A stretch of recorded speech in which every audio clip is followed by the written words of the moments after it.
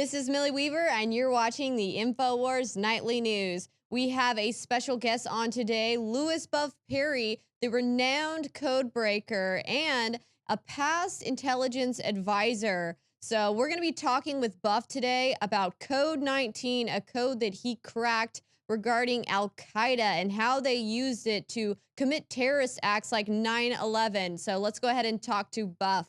Can you tell us a little bit about what Code 19 is?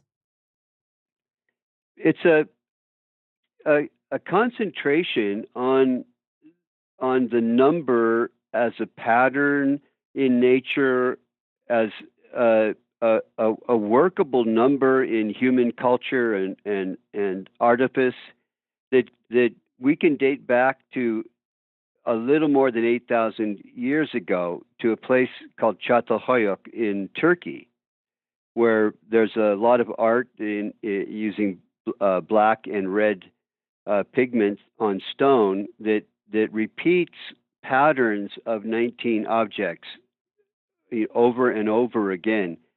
I've only found something like that in a similar manner in Colorado, at a place called La Garita, which bears a number of petroglyphs and pictographs that shows, again, this pattern 19. 19 is also very common in Uto-Aztecan architecture and Mayan architecture, 18 and 19, 18 by 19. There's something about the pattern of 19 that has caught human attention through our whole history. Anywhere there's any recording of our history, it eventually will pop up. As you go deeper into it, you find people have tried to sort this out. Jeffrey Ash, who wrote a book, I think it's called The Wisdom of History, he suggested that it has to do with 12 zodiac symbols, or 12 zodiacs, and 7 planets. It's always been 7, not any other number of planets until later. So 7 and 12 comes to 19, and that might have been, for the ancient ones, a mystical number because of that combination of the 7 and the 12. Why it has become so important in religious contexts is really baffling. In early Judaism, you couldn't question without punishment what the secret of 19 is. And in the most commonly repeated Hebrew prayers, it's called the Shema, there are exactly 19 syllables. Shema, Adonai Eloheinu, Adonai Ahad. If you break it down, and then Amin at the end, there's 19. In Islam, the same happens with the introduction to every chapter in the Quran, Bismillah, Ar-Rahman, Ar-Rahim. That translated is in the name of God, the Beneficent, the Merciful. And again, 19 syllables. So clearly, it isn't confined to one tradition or to one religion, one culture. It's a pan-human phenomenon. And what's required is to look at it from many, many different angles. The Enigma code was invented by the Nazis and cracked at Bletchley Park by Alan Turing. And that operates to the power of 19. There just are so many examples. You mentioned a little bit about Al-Qaeda using this code. Well, Al-Qaeda definitely used it. The Baha'i, maybe it'll be more foundational to give the example of an actual entire world religion that has formed out of this number 19, and it's the Baha'i. They emerged out of the Shiite branch of Islam, and everything in the Baha'i is about 19. But Al-Qaeda, when you really focus carefully and penetratingly on what is the likeliest scenario or theory behind their actions on 9/11, what hit me first, and I still stick with it, is a verse in chapter 74, verse 30 of the Quran that states, above there are 19. And that verse is surrounded by other verses that come before and follow thereafter that are warnings to humankind. That's what surrounds this. Above there are 19. They are the guardians, the angels of the fire.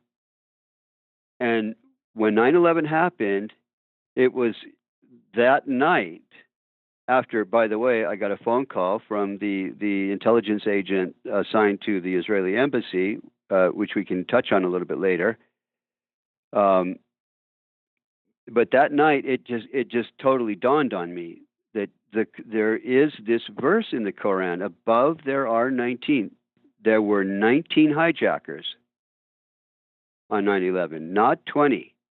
The FBI at that time was very persistent about there having to be a 20th intended hijacker. And they went through 2 or 3 or 4 different suspects. Zacharias Moussaoui was the person who was charged with being the intended 20th hijacker. I came forward with Code 19, was interviewed by the FBI, and the charges were lifted. That charge was lifted from Zacharias Moussaoui. And I had also been in contact with his lawyer on this point, that if Al-Qaeda followed that verse as a dictate to them personally, that they somehow identified as, being these specific recipients of that verse, then there wouldn't have been a 20th hijacker. Wow. So what you're saying is that, they were abiding by this verse. They actually thought that they were these 19 angels, and that's why there wasn't ever intended to be a 20th hijacker? Yes. I firmly believe this and have concluded it. They felt the calling to follow through with the punishment that verse 30 of chapter 74 is telling them, or that they thought they were being told or summoned to do. That's right. And, you were telling me a little bit about this 20th hijacker and how he was actually not supposed to be a part of this exact event on 9/11, but he did admit to being part of an event that was supposed to happen after 9/11. Can you tell us a little bit about that? Well, he was arrested before 9/11, interrogated. He confessed to being part of a plan to commit a major terrorist act. And when 9/11 came, he said, no, this was an act that was going to come afterwards. Wow. So that's pretty scary. Do you know exactly what the act was going to be? There's still investigation going on, leads that are still being pursued on this. So I can say that it was far worse than what happened on 9/11. If it had been pulled off, if it had occurred. Wow, so it would have been way worse than 9/11. That's pretty intense because, thousands of people lost their lives on 9/11. Well, where else has Code 19 been seen? Because I know you spoke on how it was seen in 9/11, the 9/11 attacks, but where else? What other events happened or attacks happened that they used 19? On July 7th, 2005, London was attacked. Buses were attacked. There was a series of terrorist acts all on the same day in London. And if you add 7, 7, and 5, you've got 19. Wow, that's pretty amazing. So, they would basically hide this 19 symbolism in their attack and choose to do it on that date because of it? Yes, and in the, the notion is that it's in the spirit of actualizing the number, that there had to be, or it was important that somewhere in the picture the number 19 be employed, because it's a guiding number to a lot of people who have this numerological belief system. And the Quran is, after all, built on the number 19. But on this point, there has been consistently through history the same view, not to be busily releasing information about Code 19. Wow. And I know you spoke a little bit about some Al Qaeda terrorist camps. Can you tell us a little bit about that and how they used Code 19 as well in that? As many as 3 years after 9/11 in Bangladesh, there were 19 Al Qaeda terrorist camps, and just lately, Al Qaeda has been acting up in Bangladesh. It's continuous. It seems to be that, we're getting only more and more of these terrorist attacks happening as time goes on and as ISIS, kind of gets more and more power. And we know that, Al Qaeda kind of, ISIS kind of sprung a little bit from Al Qaeda. But so can you tell us a little bit about, I know you mentioned something about there was a stopped terror attack on 7/28. It might have been stopped because of the recognition that 19 was going to be the guiding number for that act as well. And I would tend to think that that may be the case, and that the FBI has continued, and other intelligence agencies, to be now much more mindful of these numbers, like 19. Of course, number 1 is also equally, if not more powerful. And in Arabic, Tawhid is 1, and the numerical equivalence in that word is 19. Interesting. So there's a lot of superstition surrounding the number 19, and people like members of Al Qaeda and these Islamic terrorist groups like to use it because they believe in this superstition. And I wanted to touch a little bit on Al Qaeda and Zbigniew Brzezinski, who, helped form the Mujahideen, which then later became Al Qaeda. What's your opinion on all of that, Buff? Well, at the time that Zbigniew Brzezinski was doing, as you stated, he was instrumental in helping to bring about the formation of the Mujahideen. But then we really have to ask ourselves, why would we train a force like the Mujahideen, a formidable force like the Mujahideen, such that they would end up producing Al Qaeda to turn on America? What would be the intent? Let's say Zbigniew Brzezinski. Well, what would have been his motive to have that seed of hatred also germinating as the Mujahideen cells were being trained? The argument always was the Mujahideen were being trained by America to fight the Soviet Union, because the Soviet Union was invading Afghanistan at the time. That made sense to me then. What doesn't make sense is the complete conversion to hatred of America, and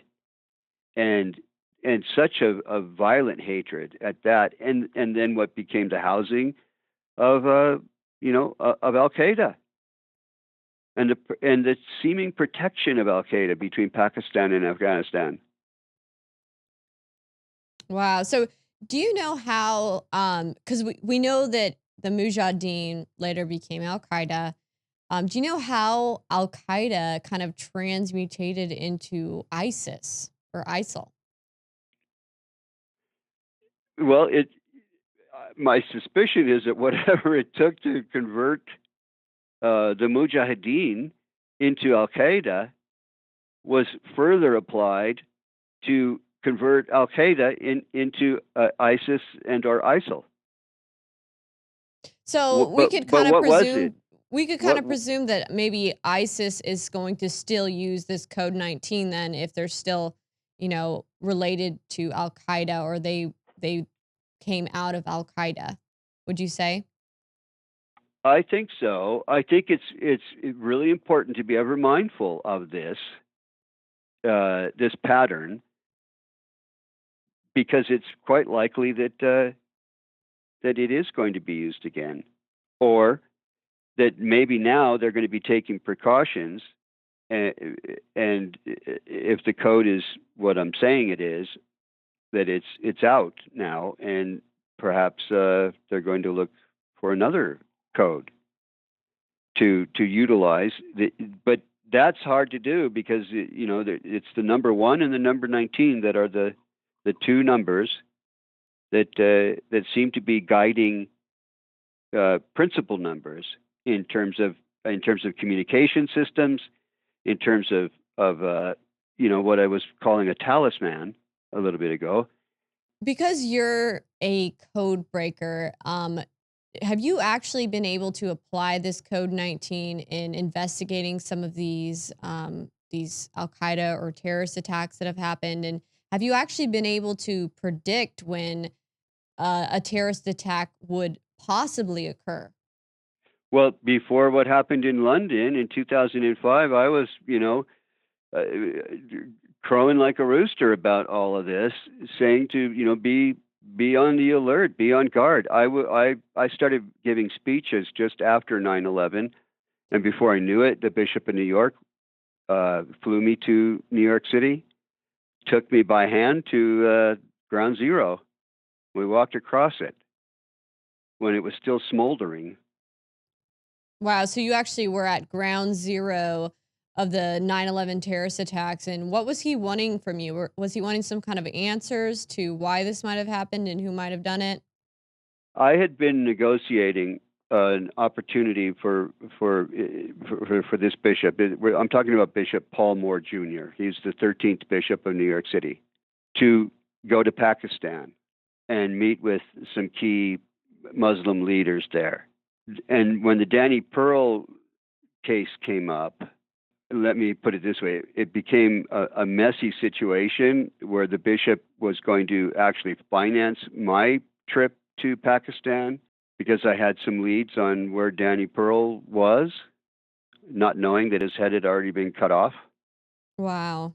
And then Bishop Moore pulled out, and he said, you're going to lose your head, and I don't want to be responsible for this. All of this is only the surface. There's so much more beneath it, including the Danny Pearl case. This is all so interesting. I mean, we could probably talk on this for, hours and hours, and it's a very interesting subject, and you have a lot of insider information. So we are so happy to have been able to have you on here, and we really appreciate your time and knowledge, and we would love to have you back on again as a guest to tell us more about this, but we are running out of time. So that's going to be it for today, guys. Thank you for watching the Infowars Nightly News. Make sure you check back in on Monday, 7 p.m. This is Millie Weaver, and you're watching Infowars Nightly News. The latest in preparedness is now here. An electrically stabilized colloidal silver solution that can be added to both your home cabinet and preparedness pack alike. Concentrated to 30 parts per million in what has been dubbed the survival silver solution. And it's entirely free of toxic artificial additives that are loaded into many products. Purchase your bottle of InfoWarsLife.com Silver Bullet Colloidal Silver today, and find other amazing supplements at InfoWarsLife.com.